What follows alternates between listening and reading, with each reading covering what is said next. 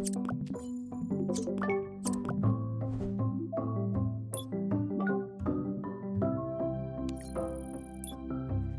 qué increíble ver a este grupo de revolucionarios.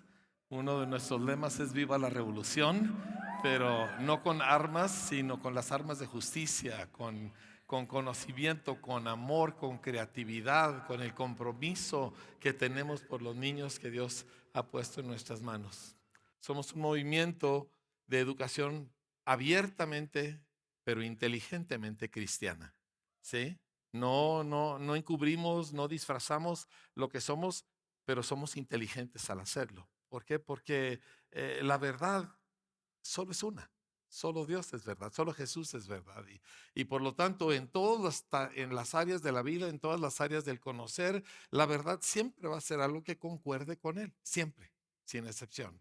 Así que primero que nada, bienvenidos a Conecta 2024. Para mi esposa y para mí es un honor poder impartir a sus vidas, poder sembrar algo que les ayude en la tarea que Dios les ha encomendado. Y yo quiero que todos se den un fuerte aplauso por el esfuerzo que han hecho por estar aquí.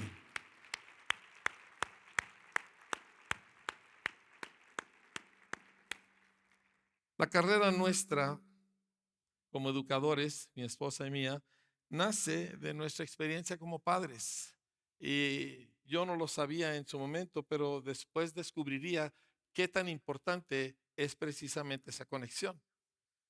Y siempre me había impactado mucho una escena en el Antiguo Testamento, en el libro de los jueces, donde se le aparece un ángel a una mujer, le dice: vas a tener un hijo. Ella corre y le dice a su marido, ella le dice: ¿y por qué lo dejaste ir? ¿Y ahora qué vamos a hacer con el niño? Y total, vuelve a haber un encuentro entre este ángel de estas personas y el hombre que se llama Manoa le pregunta: ¿cómo debe ser la manera de vivir del niño y qué debemos hacer con él? Y eso fue lo que nos movió a mi esposa y a mí cuando éramos padres muy jóvenes, con bebitos, y no sabíamos qué hacer y buscábamos libros que nos dijeran cómo educar a nuestros hijos, cómo formarlos. Y ah, nuevamente encuentro que esto tiene más que ver con el esfuerzo y el trabajo nuestro de lo que nos imaginamos. También siempre me han impactado mucho las palabras que Dios habló acerca de Abraham.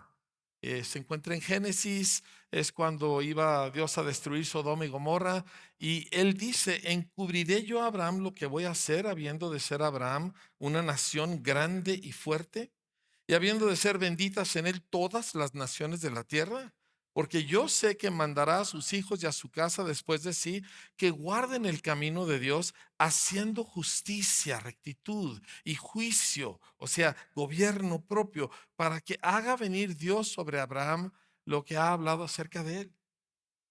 El asunto es que el destino de Abraham y de la nación que Dios tenía planeado formar a través de él dependía de lo que él hiciera para formar a su hijo. Eso me hace impactante. O sea, las implicaciones son enormes. Y yo estoy convencido que el futuro de la iglesia, el futuro de nuestras comunidades cristianas, depende en una manera enorme de lo que nosotros hagamos para formar a nuestros hijos. Yo no puedo imaginarme que un creyente serio pueda dejar la tarea de la formación de la siguiente generación en manos de personas que no tienen idea de qué se trata. Ni Dios, ni el niño, ni muchas otras cosas. Así que lo que estamos haciendo nosotros no es un extra. No es una especie de que, bueno, tenemos la iglesia y la obra y la predicación, pero acá en un ladito tenemos este anexo adicional que hacemos. No, es central. Es el discipulado de los creyentes, solo que nosotros empezamos con los creyentes chiquitos, ¿sí? Y los vamos formando porque hemos descubierto que el que es de este tamaño vale lo mismo que el de este tamaño. Para Dios no hay diferencia. ¿Sí? En Cristo no hay ni hombre, ni mujer, ni griego, ni judío, y yo creo que ni niño ni adulto. Muy bien. Am, Estoy yo también meditando en el fin del Antiguo Testamento y principio del Nuevo Testamento, en el orden cronológico. Últimas palabras del Antiguo Testamento es un asunto de padres e hijos. Dios le dice, a través de Malaquías le dice a su pueblo que Él hará volver el corazón de los padres hacia los hijos. Ese fue un verso que a nosotros nos movió hace muchísimos años en esta dirección. Pero luego en el Nuevo Testamento, en la primera escena del Nuevo Testamento, está Zacarías el sacerdote, padre de Juan el Bautista, y él entra al templo y hay un ángel y él está espantado y el ángel le dice: vas a tener un hijo, aunque ellos ya eran grandes de edad y su mujer era estéril. Y bueno, conocemos toda la historia, pero el ángel le repite las mismas palabras con una ligera pero importante variación. Le dice: él, este hijo, volverá el corazón de los padres a los hijos, eso es igualito que en Malaquías, dice, y el de los rebeldes a la prudencia de los justos, para preparar al Señor un pueblo bien dispuesto. O sea que en la conexión entre el adulto y el niño, sea que ese adulto es un papá o es un maestro o es un pastor, en la conexión correcta entre el adulto y el niño es como se prepara un pueblo bien dispuesto para Dios. Ahora, meditando todo esto, pues yo leo mi Biblia. ¿Alguien aquí lee su Biblia regularmente? ¿Sí? Qué bueno, me da mucho gusto. No levantaron la mano más que 3 de este lado, pero está bien. Y yo estaba leyendo mi Biblia y pensando, y llegué a un pasaje en Mateo, que de hecho lo tengo marcado aquí con mi listón, que es quizá la crisis emocional más aguda que jamás un ser humano tuvo. Es cuando Jesús está en Getsemaní. Y total, termina el tiempo donde Él está orando, sudando sangre, agonizando, clamando al Padre que si es posible llevar a cabo su plan sin que Él tenga que atravesar el horror que va a atravesar. Y se somete a la voluntad del Padre. Y ya llegan entonces la gente que lo va a arrestar. Y pues por supuesto, ¿verdad? Que sus discípulos empiezan a hacer algo de ruido y de resistencia. Y hay un verso aquí donde dice: vuelve tu espada a su lugar, porque todos los que tomen espada perecerán. ¿Acaso piensas que no puedo ahora orar a mi Padre y que Él no me daría más de 12 legiones de ángeles? Y escuchen lo siguiente, porque esto es lo que me impactó profundamente. Dice: ¿cómo entonces se cumplirían las escrituras de que es necesario que así se haga? Y yo estoy viendo eso. Estoy viendo una escena llena de drama. O sea, es de noche. Jesús ha pasado una noche en agonía, ¿sí? Uno de sus más cercanos colaboradores se ha vuelto en su contra. Y así que aquí hay traición, y aquí hay violencia, y aquí hay el poder político y el poder religioso, y todo se está conjuntando en este pequeño huerto, ¿verdad? Y Jesús acaba de pasar por la crisis psicológica emocional más fuerte que se pueda tener, y embargo, y sin embargo, Él le da la prioridad a lo que está escrito, no a lo que siente, no a la circunstancia. Y esto es un punto que quiero desarrollar un poco más en unos minutos. Pero el asunto es que Dios Padre sabía que esto iba a suceder. Todo era parte del plan. Al enviar a su propio hijo a hacerse humano, Él sabía que su humanidad sería probada al máximo, hasta la muerte. ¿Sí? Y el asunto es que Jesús no vendría en una especie de teofanía como Melquisedec o algunos otros, o como el ángel del Señor que se le aparece a Josué. Vendría como un ser humano normal. Nacería un infante de 3 kilos, ¿verdad? Ignorante, indefenso, en una casa, con una familia, y tendría que aprender todo. Yo, yo me doy cuenta que muchas veces no pensamos en esto, pero Jesús no estaba en el pesebre hablando francés. Dice, pues Dios es omnisciente, sí, pero no sabía nada en ese momento. Él había dejado todo atrás. Y me empecé a preguntar, ¿cómo planearía Dios educar a su hijo? Y me ha revolucionado la pregunta. O sea, Dios sabía lo que iba a pasar. Y su hijo iba a ser un humano como nosotros, salvo sin pecado, pero en todos los demás sentidos exactamente igual, ¿cómo lo iba a educar? ¿Cuál sería la cultura? ¿Y cómo sería la cultura en la cual él nacería? ¿Y cómo serían los adultos que le rodearían? Porque a lo largo de la Biblia tú vas a encontrar que es la interacción entre el adulto y el niño lo que forma la cultura, lo que forma la mente y el alma de la persona. Y cuando esa interacción no es sana o no existe, el daño es terrible. Entonces, ¿cómo serían los adultos que le rodearían? ¿Y en qué tipo de circunstancias nacería y crecería? ¿Y qué se le enseñaría y cómo se le enseñaría? Y estoy seguro que había muchas otras preguntas, muchos otros aspectos que tomar en cuenta. Déjeme le planteo lo que yo creo que Dios hizo para preparar la educación de su hijo, de este niño. Ya ve que Isaías dice que hijo nos es nacido, un niño nos es nacido, hijo nos es dado. ¿Cómo se educaría a ese niño? Lo primero es que Dios escoge a un arameo, como dice un pasaje de Deuteronomio, un arameo ambulante llamado Abraham, y lo escoge para que a través de él se forme una cultura, una nación. Pero escuche bien la dinámica de esta formación. Es un padre, Abraham, que cuando nace su hijo prometido ya tenía 100 años de edad, ya tenía bastante tiempo esperando a este muchacho, ¿sí? Y ya era un hombre económicamente bien, tenía tiempo. Encontramos un padre dedicado a su hijo, ¿sí? Y este hijo, Isaac, ah, pues tiene una relación muy especial. Su padre lo ama y lo instruye, el hijo lo ama, le pregunta y lo obedece. Todos elementos de crítica importancia. El padre lo ama y lo instruye, el hijo lo ama a su padre, le pregunta y lo obedece. Sería una cultura donde los hijos tendrían la confianza para conversar con los adultos, con sus padres y hacerles 1000 preguntas hasta llegar a entender lo que estaban preguntando, ¿sí? Y Dios mismo se los ordenó. Le voy a leer rápido unos pasajes. Am, Éxodo 12:26, cuando sale la nación esclava de Egipto, Dios les ordena, le van ustedes interactuar con sus hijos de esta manera.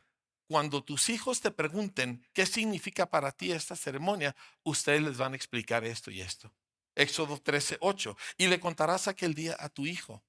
Éxodo 13:14. Y cuando tu hijo te pregunte el día de mañana, ¿qué es esto? Tú le vas a responder así, así, así. Deuteronomio 6:20. Cuando en el futuro tu hijo te pregunte, ¿qué significan estas cosas? Tú le vas a responder de esta manera. Josué 4:6. Y más tarde cuando sus hijos pregunten, ¿qué significan estas piedras? Le van a responder de esta manera. Y Josué 4:21. Cuando sus hijos pregunten a sus padres el día de mañana. Y se repite y se repite y se repite esta dinámica de una conexión, una conversación entre el adulto y el menor de edad, donde hay una apertura. El menor de edad tiene confianza, se puede acercar. Hace unos años yo fui a Israel y porque yo quería estudiar su forma de educar y encuentro que preguntas es la clave. Y que cuando se juntan cuando se juntan las familias, es la responsabilidad de los niños hacerle preguntas a los adultos en la fiesta. Y yo pensé, si usted se imagina en México, que nos juntamos todos los parientes que no nos hemos visto en meses o años y le decimos a los niños, váyanse al patio, váyanse a ver una película, ¿sí? Para que podamos hablar nosotros. Pero allá no. O sea, esta misma indicación sigue en pie. Niños preguntándole a adultos y de esta es la forma en que los adultos les transmiten su cultura y su educación. Increíble. Entonces, iba a ser una cultura donde iba a haber un espacio para el niño, no solo para que se vaya y juegue, no, dentro de la sociedad, dentro de la interacción, ¿sí? Y eso es una cosa que yo peleo mucho en la escuela, que haya preguntas, que los salones no parezcan cementerios, que haya ruido, que levanten la mano todos y que se peleen casi por querer hacer la pregunta y que nunca haya una pregunta que no reciba alguna respuesta, aunque la respuesta sea, no sé, pero te lo investigo y te digo mañana. Porque el niño hace preguntas. Los psicólogos han sacado cálculos redondos de que un niño de 4 años de edad se hace en promedio 400 preguntas al día a sí mismo. Ese niño es una máquina de aprender, pero en nuestra cultura eso no se le da lugar. ¿Sí? Al contrario, es un fastidio. Entonces, este sería una cultura donde podía haber esa dinámica de preguntas. ¿Y sabe dónde lo veo confirmado? Y me encanta. En el único lugar del Nuevo Testamento donde vemos nosotros algo de la niñez de Jesús. Y es cuando él tiene 12 años de edad. Y van al templo. Y todos conocemos la historia, ¿verdad? Van al templo en caravana, así todos los parientes y los vecinos. Y cuando van regresando, pues no se dan cuenta que Jesús no viene entre la bola hasta la noche. Y entonces se regresan sus papás a buscarlo y 3 días andan como locos buscando a Jesús y lo encuentran, dice la escritura, en el templo. Y le quiero leer el pasaje porque no quiero fallarle ni una sola palabra, dice. Y aconteció que 3 días después le hallaron en el templo sentado en medio de los doctores de la ley. Este es un preadolescente, sentado en medio de todos los doctorados, sentado en medio de todos los picudos del TEC de Monterrey y de la UNAM y de la Ibero. ¿Me explico? ¿Sí? Y dice que estaba él oyéndoles y preguntándoles 3 días. Yo dije, ¿qué otra cultura haría algo semejante? Que hubiera espacio en su forma de ver la vida y de valorar a un niño como para invertirle ese tiempo a interactuar con un pequeño. Qué excepcional. Ahora, yo quiero hacer algo así. Yo quiero que nuestros niños no tengan miedo de preguntarnos. Yo quiero que levanten la mano y levanten la mano y levanten la mano. Y no nada más porque quieren ir al baño. Yo quiero que pregunten hasta que me pregunten algo que yo no sé. O hasta que me propongan algo que yo nunca consideré. Y para mí eso sería una de las medidas de que estamos haciendo nuestro trabajo bien. ¿Sí? Que haya esa libertad. Y si a veces es un poquito de ruido, no pasa nada. El asunto, entonces, es que esta cultura en la que Jesús crecería también sería lo que llamamos una cultura de ley. Hay culturas de lealtad familiar, hay culturas de espectáculo, pero esta era una cultura de ley. Ellos eran gente que estudiaba leyes y ellos respetaban esas leyes de una manera muy particular, muy dedicados a ellos. A veces se equivocaban, se excedían, pero ellos obedecían, ellos se habían juramentado a obedecer esta ley y lo habían hecho de manera voluntaria. Me recuerda mucho lo que se conoce como el Compacto Mayflower. ¿Alguien aquí ha oído del Mayflower Compact?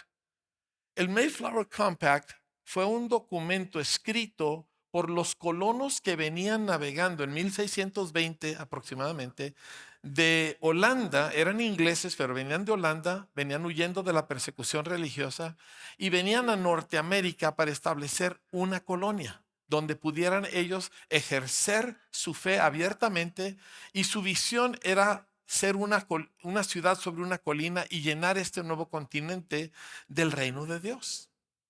Y cuando ellos llegan a lo que serían las costas de Massachusetts, al norte, ellos escriben un documento, y ese documento de Mayflower Compact lo firman todos los hombres que venían en el barco. Eran aproximadamente 120 personas, 49 cabezas de familia firman este documento donde se juramentan a hacer una comunidad para la gloria de Dios y para el avance del reino del rey que tenían.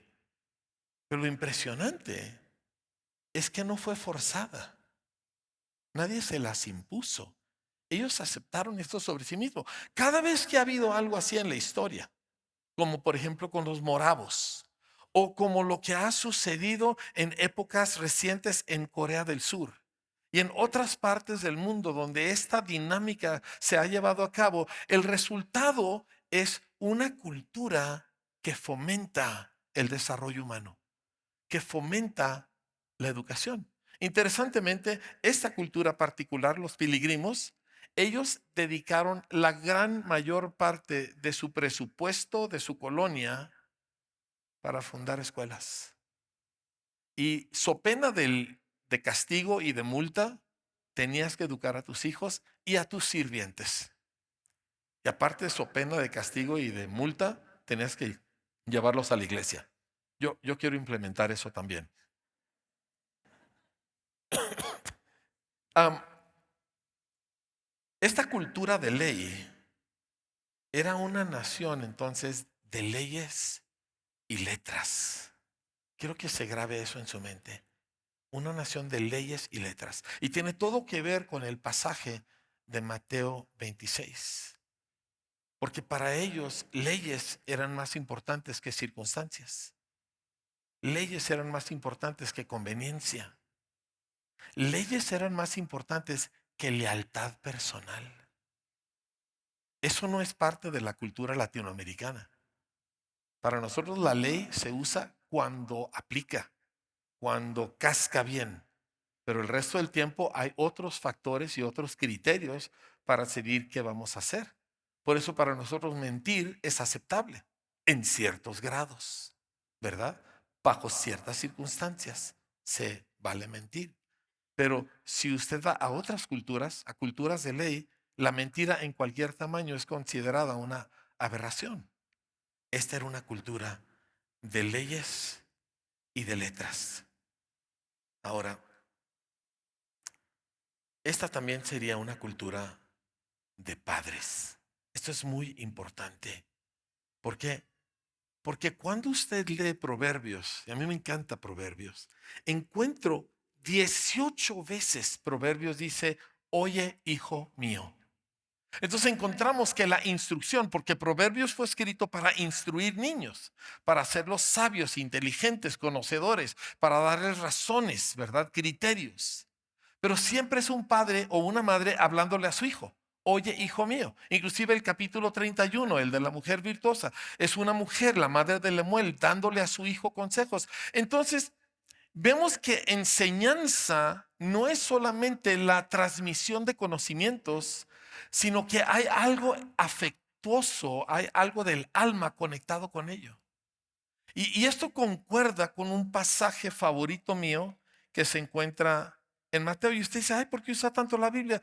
Porque aquí está cómo Dios interactúa con el hombre. Y yo creo que nosotros debemos tomar ese modelo para interactuar con aquellos a los que nosotros formamos. Y encuentro este pasaje en Mateo capítulo 13.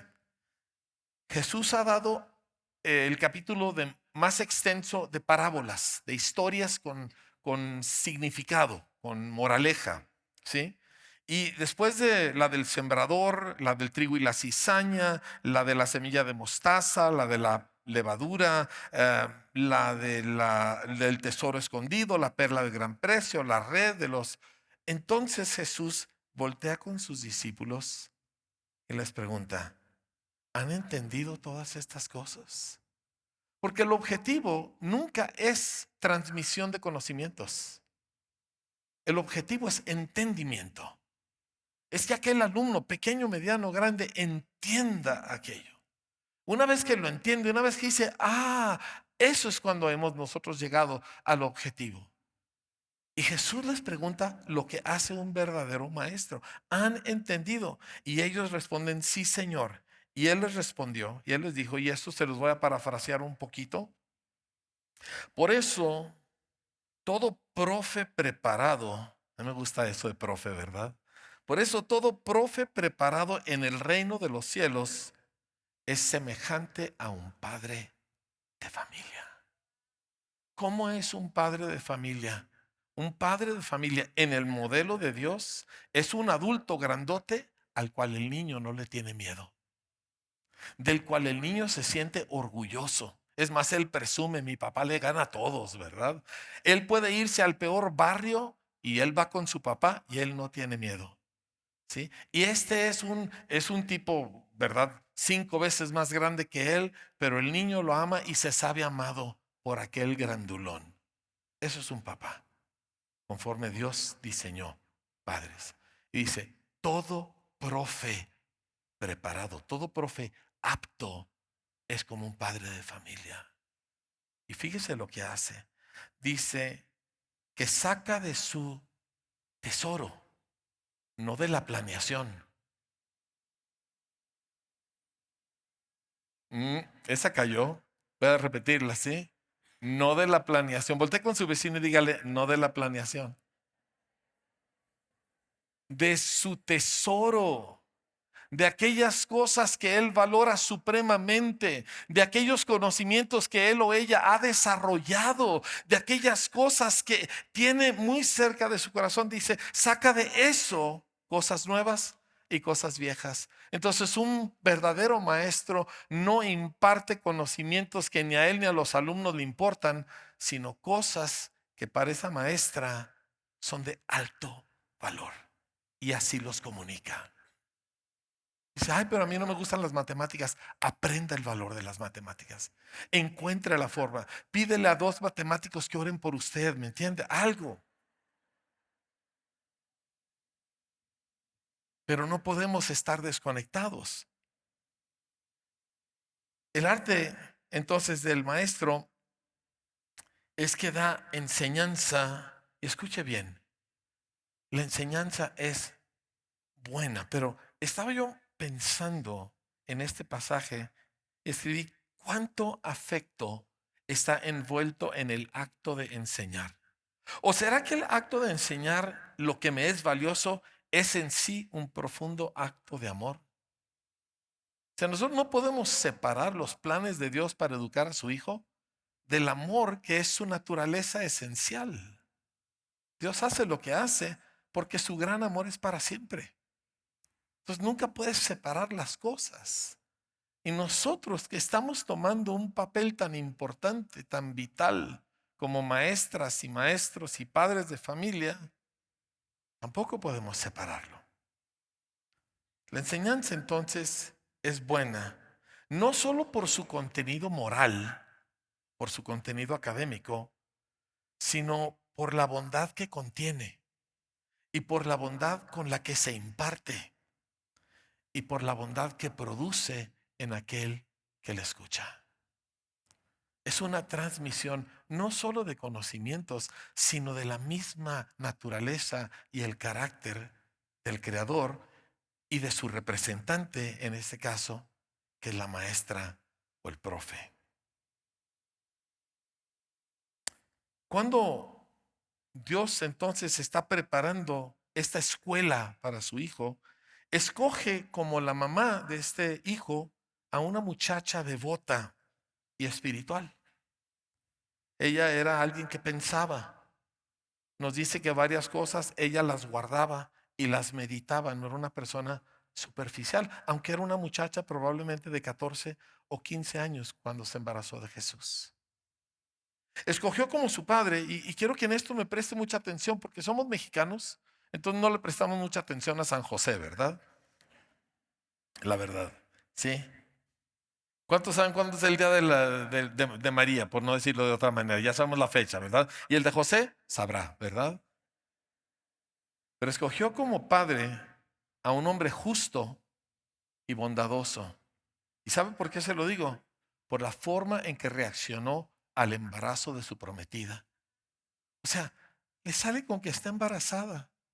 Digo, discúlpeme, pero ¿quién va a creer que esto fue un milagro del Espíritu Santo, verdad?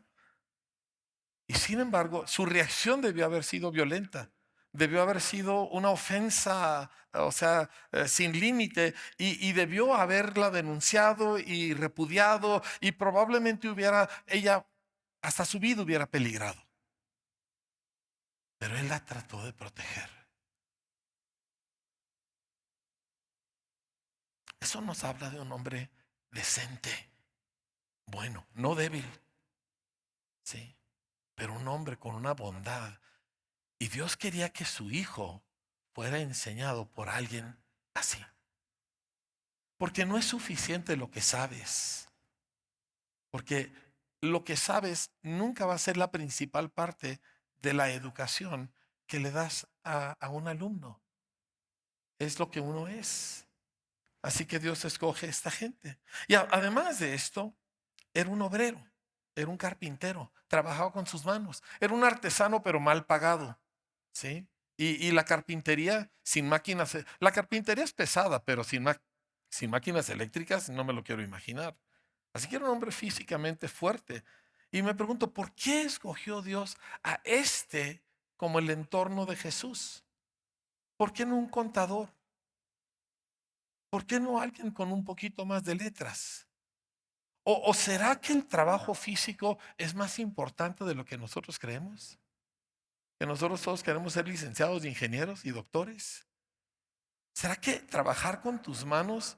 ¿Sabe que Sir Jony Ives, el gran diseñador de todos los productos Apple, escribió hace como unos 6, 7 años un artículo lamentando que en las escuelas de diseño ya no se manipula materia con las manos? Ahora, este es el hombre que ha hecho todos los aparatos que nosotros cargamos, ¿verdad? ¿Sí? Y dice, todo es en la computadora, pero necesitas trabajar con tus manos para realmente dominar diseño. ¿Será que hacer trabajo físico, barrer, limpiar baños, pintar paredes, clavar tablas, será que eso es importante para nuestros hijos? Winky Pratney lo dice. Winky Pratney es uno de los más extraordinarios maestros de jóvenes en los últimos 60 años. Y él siempre mide el potencial de liderazgo de un jovencito o jovencita dándole una tarea física muy pesada. Y ha encontrado que los que hacen el mejor esfuerzo, aunque sean físicamente más débiles, siempre son los mejores líderes. El trabajo físico tenía que ser parte de la preparación de Jesús. Además, José era un hombre espiritual. Dios le hablaba en sueños, ¿sí? Y él los obedecía. O sea, eran gente que conocía la Biblia y obedecían a Dios. Y estos dos, José y María, fueron la principal influencia en la vida de este niño que nos fue nacido. Ahora, me quiero regresar a esa escena en el templo. Jesús tiene 12 años, su mamá y su papá lo encuentran y yo creo que ella era un poquito mexicana, ¿verdad? Porque lo regañó. ¿Qué hacen las mamás? Las mamás regañan. ¿Qué hacen las esposas? Regañan. Sí es. Y me dicen, es por tu bien. Sí. No, no siempre lo siento así, ¿verdad? Pero pues eso me dicen. Y lo regaña. Mira nomás, casi nos volvemos locos buscándote y ¿cómo nos haces esto? Y él voltea y dice, ¿qué no sabías que yo necesito estar en los negocios de mi padre? Él ya sabía quién era. Él no lo sabía en el pesebre. Él no lo sabía a los 3 años de edad. Pero tenía 12 años y ya lo sabía. ¿Y cómo lo sabía? Lo descubrió por su amor a las letras. Porque el pueblo judío estudiaba la ley. Era de donde ellos aprendían lenguaje. Los pobres y los ricos todos. Y él descubre en la escritura su identidad. Escuche lo siguiente, ¿sí? Personas, no, la verdad es que nuestros hijos nunca se hallarán a sí mismos si solo miran hacia adentro, hacia lo que sienten y hacia lo que quieren. Déjalo ser, que el niño sea niño, que haga esto, que lo que quiera, lo que le nazca, que quieres comerte 5 hamburguesas. Sí, mi vida, ¿verdad? Lo que tú quieras. El niño nunca se hallará a sí mismo si solo mira hacia adentro lo que siente y quiere. Necesitan descubrir belleza, valor, ingenio, carácter. Necesitan resiliencia y descubrir esto en otra gente. Ya sea en ejemplos vivos, tan importantes, pero también en historias escritas. Y ahí viendo estas facetas en otros, pueden descubrirlas en sí mismos y desarrollarlas. Pero el niño que solo mira para adentro nunca madurará. Tiene que mirar hacia afuera. Ahora, volviendo a la otra escena que les mencioné, en la más intensa crisis emocional de su vida, el apego de Jesús a lo escrito se impuso. A pesar de que no me puedo imaginar el estado emocional en que él se encontraba como para decirle a sus discípulos: estoy profundamente deprimido, por favor, ayúdenme a orar. Este es el Hijo de Dios. Está pidiendo ayuda en su momento de prueba. Y él sabe perfectamente a lo que vino y está orando: por favor, pasa de mí esta copa. No porque estaba en rebeldía, sino porque estaba expresando todo lo que él traía dentro. De eso se trata una gran parte de la oración. Así son los salmos, ¿sí? Pero a la hora de la hora, su amor por la verdad, su amor por lo escrito, su amor por palabras, su amor por lo permanente escrito y no por lo efímero de una sensación, fue la que ganó. Nosotros vivimos en una cultura exactamente al revés. Gana lo que siento. Gana lo que me nace.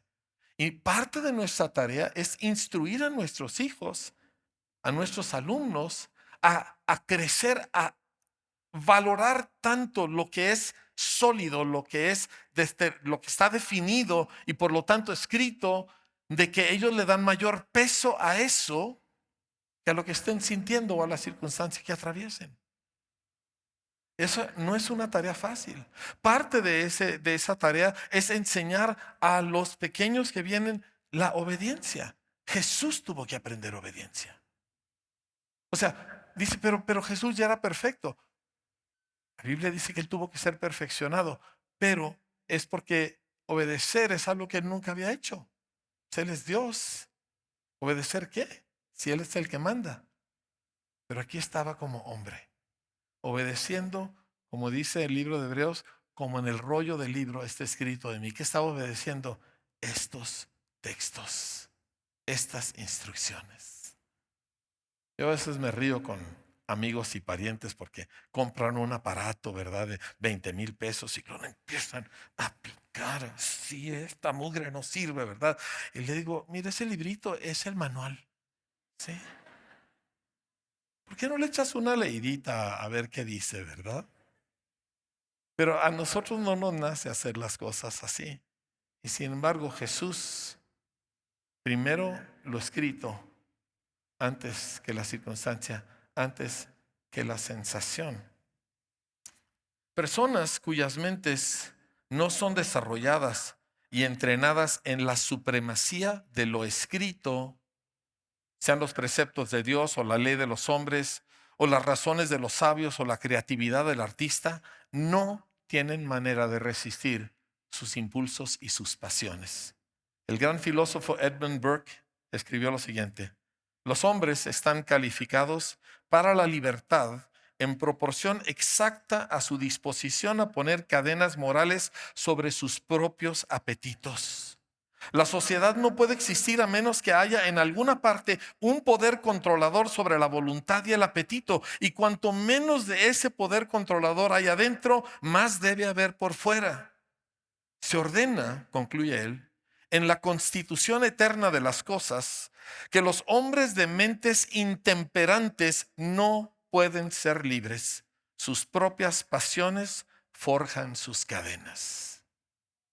No estamos educando para que pasen. No estamos educando para que terminen el examen y se saquen un 9, un 10 o lo que sea.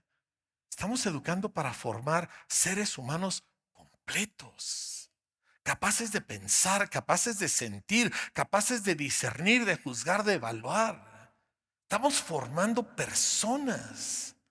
Y esto es lo que Dios hizo con su Hijo. Lo tenía que formar. Hay una canción que a mí, cuando la oí por primera vez, me impactó tanto. En inglés se llama He is Worthy, o Is He Worthy? Y dice: ¿hay algún único digno? ¿Hay alguno completo? ¿Hay alguno que pueda romper los sellos y abrir el rollo? Llegó uno que llegó a ser completo. porque su padre lo educó. Nosotros ahora tenemos la tarea de completar. Te llega un potencial, te llega una personita con muchas cosas que no funcionan, con muchas cosas que todavía no se le ven presentes, pero están en potencial. Pero a ti y a mí nos toca el trabajo de cómo lo saco y lo voy completando para que él llegue a ser un ser entero, sano, completo. Nosotros vemos la sociedad, la violencia, la ignorancia, etcétera, y vemos nosotros niños en cuerpos de hombres y mujeres, heridos desde su temprana edad, ignorantes. Hemos hablado antes de que el lenguaje español tiene más de 80,000 vocablos, pero el típico hispanoparlante solo usa de 3 a 4,000. Pero si te vas al barrio bajo o te vas a la zona agrícola o a la sierra, eso baja como a 1,200 palabras. Y en muchos casos debajo de 1,000. Y a la medida que su capacidad de entender el lenguaje, la comunicación, a la medida que se reduce la imagen de Dios. Y tienes una sombra de humano, tienes un animalito con cuerpo de ser humano. Nosotros estamos revirtiendo esa marea. Es un trabajo que cuesta mucho y no paga bien. Dígalo conmigo, no paga bien. Como eso sí lo repitieron todos, ¿verdad? Pero damos nuestra vida por esto. Damos nuestro tiempo por esto. Sacrificamos por esto. Yo sé que aquí hay maestras y maestros que tienen años trabajando en una escuela sin cobrar sueldo. Y no estoy diciendo que todo el mundo debe hacer eso, pero estamos no dispuestos a sacrificar, determinados a sacrificar, deseosos de sacrificar. ¿Por qué? Porque Dios vale la pena y estos chamacos valen la pena. Wow, nosotros vamos a tomarlos. Sí.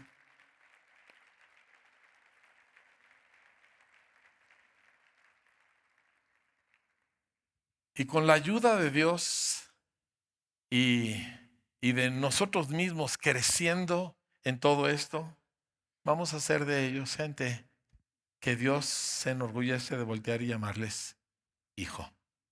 Muchas gracias. Que Dios les bendiga, no en este día, en toda la labor y la pasión que han abrazado para servir al Señor en la educación.